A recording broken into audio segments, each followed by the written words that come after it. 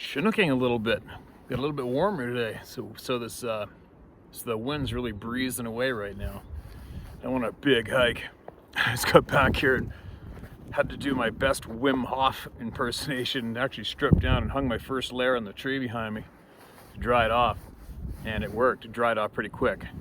Oh, it was freaking cold, but it's not overly freezing right now. But this adventure's coming to a close. Apparently the mountain highway pass that I need to get home is going to be open tomorrow morning, so I'm going to hunt tomorrow morning. Stop off at my friend Christoph's place at the Venator Ranch. I'm going to grab a couple big boxes of farm-raised bison meat. Sarah's pretty excited about that.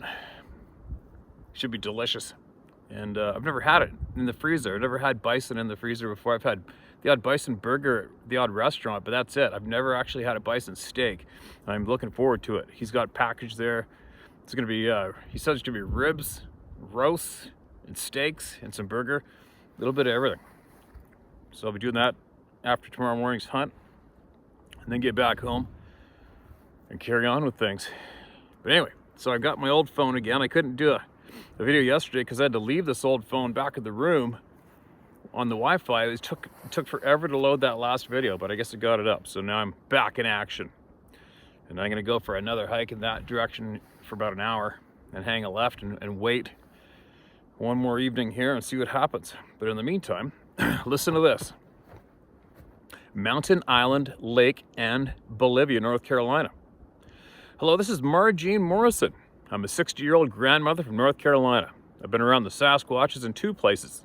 The first was when I was a young girl living near Mountain Island Lake, then called Shuffletown, outside Charlotte. The other time, I was in my late 40s in Bolivia, North Carolina, near Green Swamp. When I was a kid, I loved the woods, and I spent time removing leaves so the water would flow better in the stream. When we first moved to the farmhouse, one of them would look into my window when I was trying to sleep. I saw the father, the mother, and the baby in the woods, and my instinct told me not to run. Once there were hunters after the big male, and as they were moving horizontally, I saw him backing up vertically. I later found the barrel of a rifle that had been broken off up by the road. There's a picture I saw online of a baby Sasquatch sitting on a log holding some daisies. I believe I took that picture in the 70s, and it was taken from away from me. In Bolivia, North Carolina, there were reports of a possible escape or release of a big cat around 2009 or so. It made the news, and some pit bulls had been attacked. I would hear growling sounds outside my window, but it wasn't a big cat. It was what they called in Florida a swamp ape. My best memory is being a little girl watching the mother, father, and baby sunning themselves on some big granite boulders in our backyard. It is sad that most of the land there has been developed. Back in the 1970s, there was plenty of catfish, and knowing my father and I, we probably fed them, even if we were not always aware. My father brought home a big potato peeling machine that looked like a small rocket and said whatever took the potatoes probably was hungry.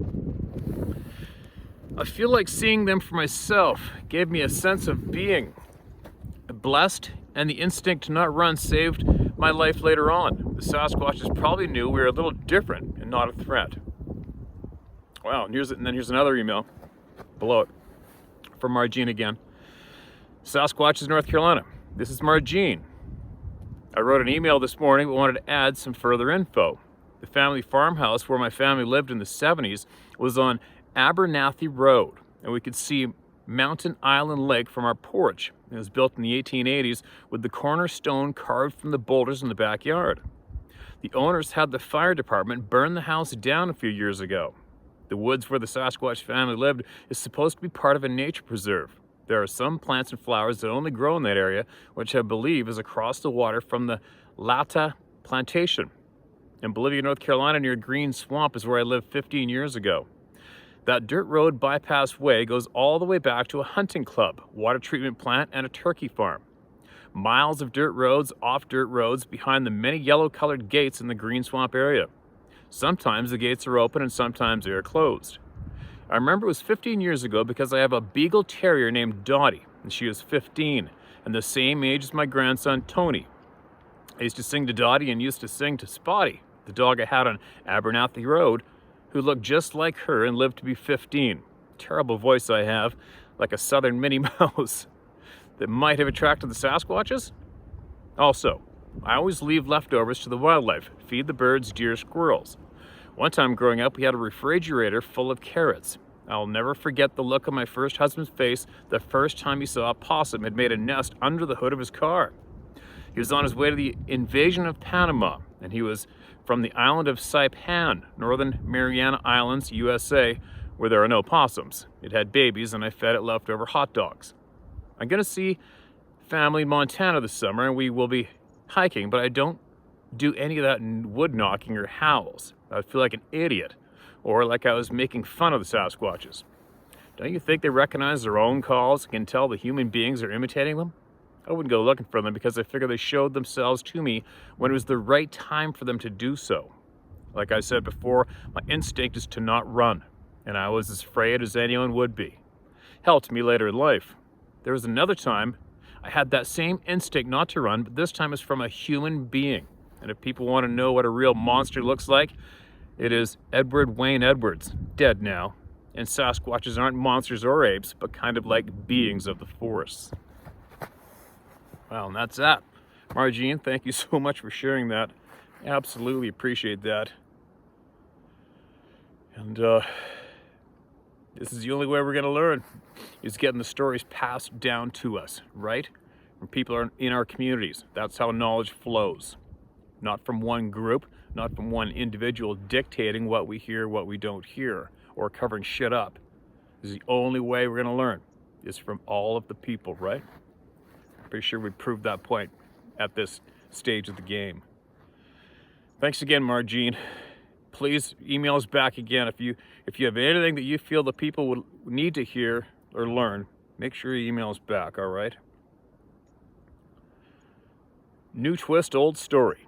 Hi, Steve. My name is Scott Jensen. I'm 68 and a lifelong local of the Hells Canyon, Snake River County, bordering Idaho and Oregon.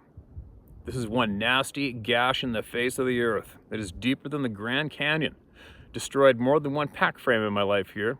It was 1994 when my lifelong hunting partner, 14-year-old son Buck, and I drew November cow elk tags in Idaho's Unit 22. I had the 3 weeks off work, so I was the scout while Dawn was moving cattle and Buck was in school.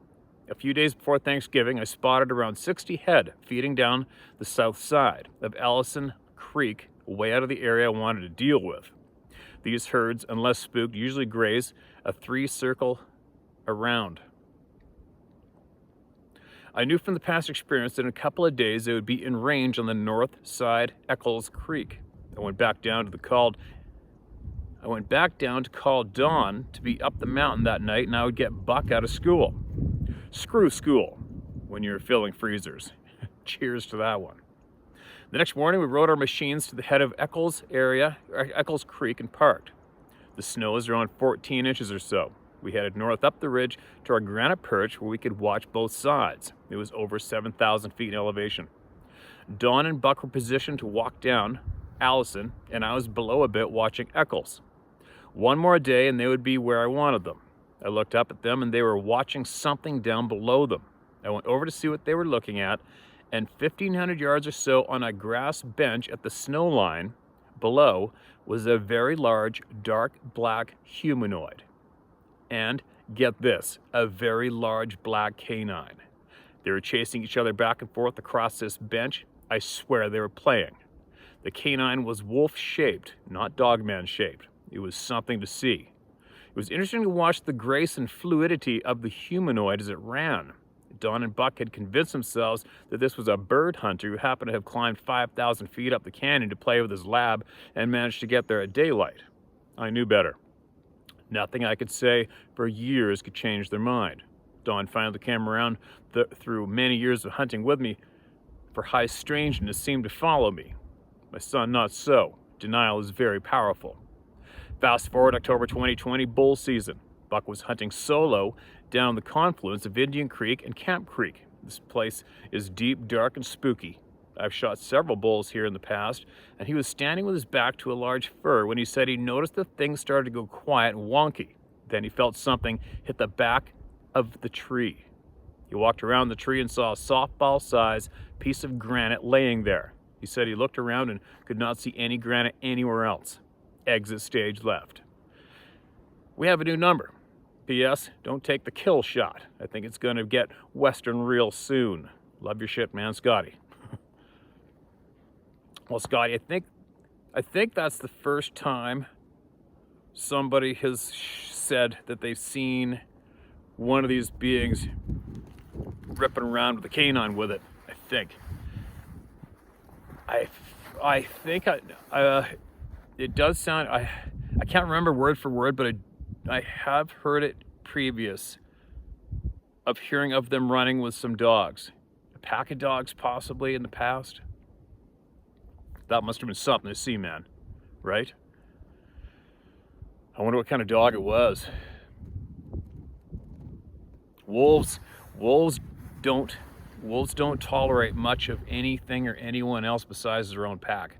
Be kind of bizarre, unless he must have scooped it up as a pup maybe and kept it. Who knows, right? What a hell of a frickin' thing to see. And again, around elk hunting too, right? There's a lot that goes on with elk and elk hunting. Thanks for sending that in, man. Appreciate it.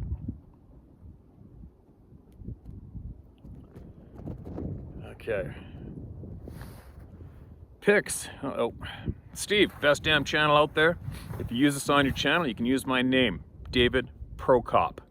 I'm an ex-police officer of 18 years and a retired infantry officer of over 22 years in the U.S. Army National Guard. Happy going to work this morning when I saw these, but couldn't stop, so I stopped after work today. I'm trying to figure out what kind of tracks these are. Your thoughts on this? I know they aren't wolf, deer, bobcat, rabbit, etc. because there's no drag marks, etc. that animals leave. Additionally, they are most definitely not human, as the snow is about 8 to 12 inches deep, and there's no entry and exit marks the way humans walk/run. I'm 6'3", and basing my estimate, the distance between these are more than 4 feet. I have a size 13 foot. These are easily bigger than my feet. I can't figure out for the life of me what these are.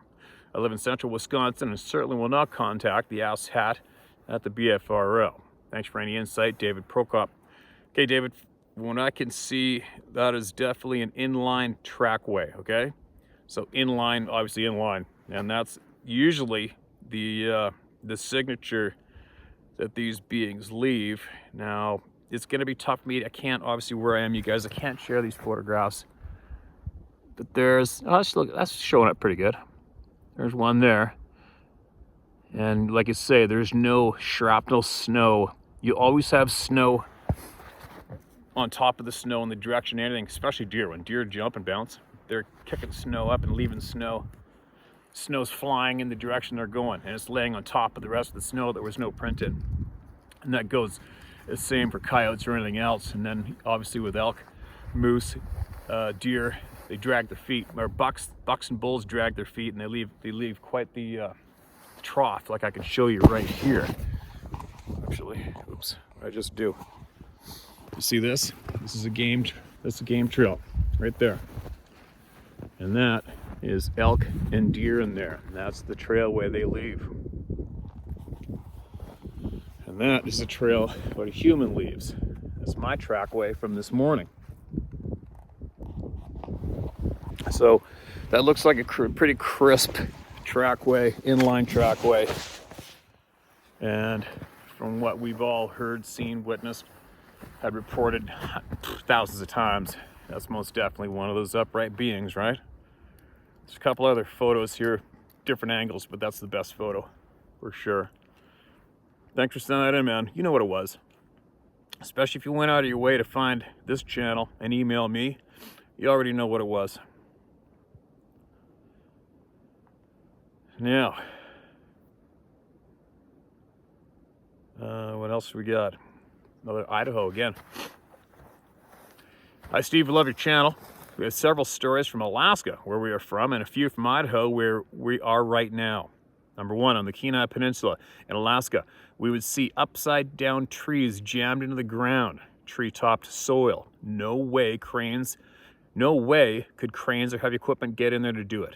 Our native Alaskan friend said that big remote circle of them is a sacred spot. Stay out of the circle. We would see these upside-down trees along the coast as well. Remote, Glacial silt is not something you can stand on or drive on or drag trees into or get these trees manipulated that way. What put those trees there? My Inupiat friend has stories of Bigfoot that hunt and fish in the Arctic. The ground and the water creates rectangular islands due to the nature of the permafrost. Without his permission, I can only say these beings are huge and mean and must be avoided at all cost. My friend's dad took all of his skill to get away from one. It moved fast with massive strides. They went back later to measure, and they could not together lift a stone it threw easily. It sounds like a hell of a story. Number 2, near Coeur d'Alene, Idaho, we have several adult sons with experiences of being screamed at and whooped at from both sides, usually at night or early morning. There is often a pillar-shaped mist, and sometimes things thrown, and then it disappears into the fog or mist. Sometimes it is right below them in the creek and cracking big trees. We're convinced these beings are at least half supernatural, the way they mist away. That's interesting. That's something to see firsthand. Number 3, my husband, 8 days ago, pulled over to tighten the straps on his load, other side of the lake. Something was thrashing trees and whacking a tree very hard. When he looked up to see what the heck, a rock was thrown into the center of his truck. He skedaddled out of there. If it had hit him, that rock would have killed him. Nobody lives up there, nobody be up there in that weather, and he had the feeling it was very annoyed with his truck being pulled over there. When he drove us up there, he saw no rocks, no houses, no people, no trail up there, no reason for a person to have been thrashing trees or hurling rocks. You'd have to have a great arm and amazing skill to hit a truck from there. Non-human. That rock was the size of a child's head thrown from 100 yards away.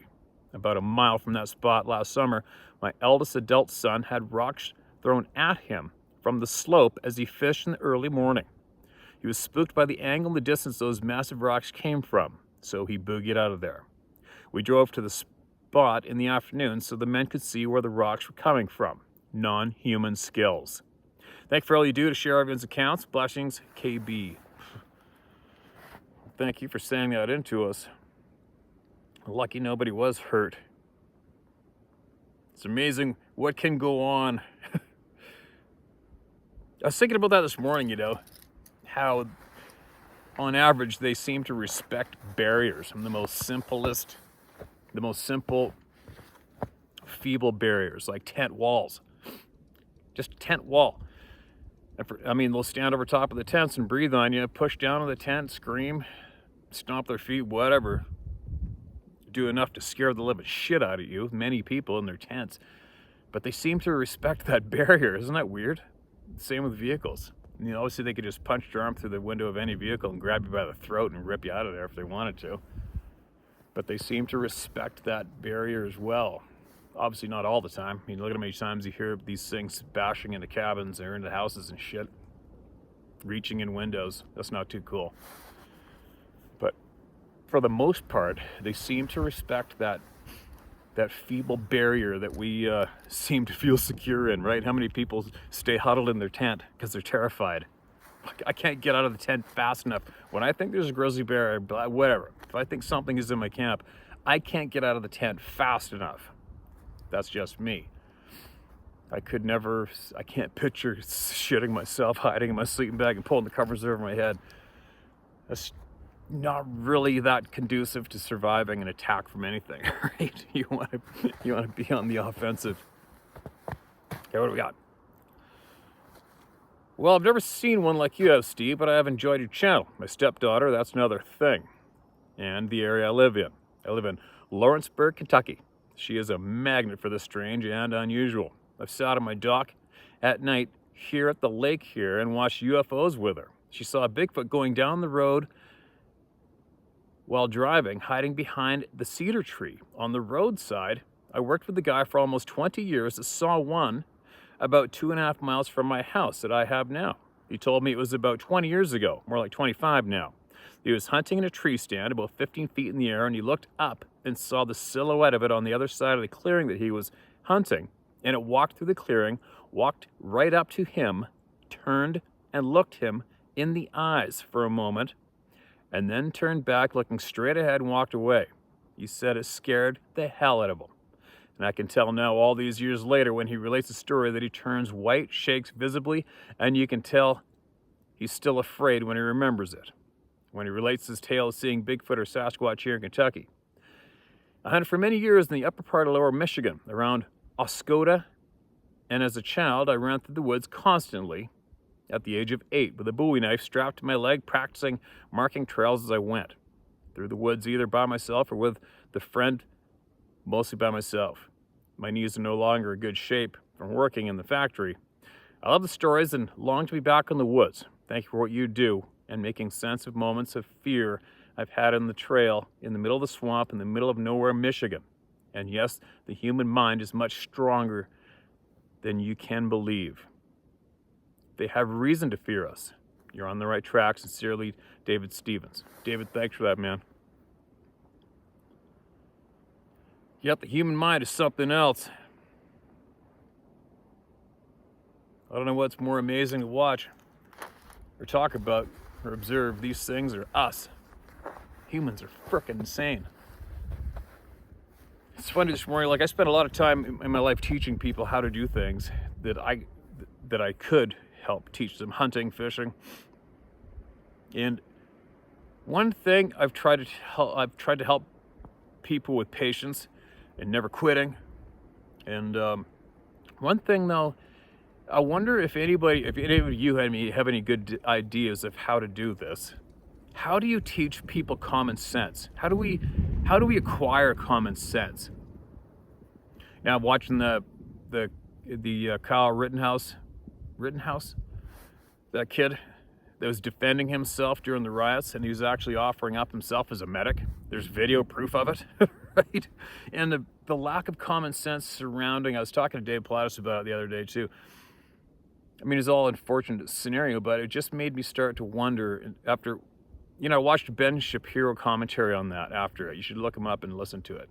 But what I'm getting at is the lack of common sense today is absolutely mind-boggling. And I was daydreaming about that this morning on my drive. I was actually wondering, I'm like, how do we acquire common sense, or how can we teach common sense? That's what I was thinking this morning.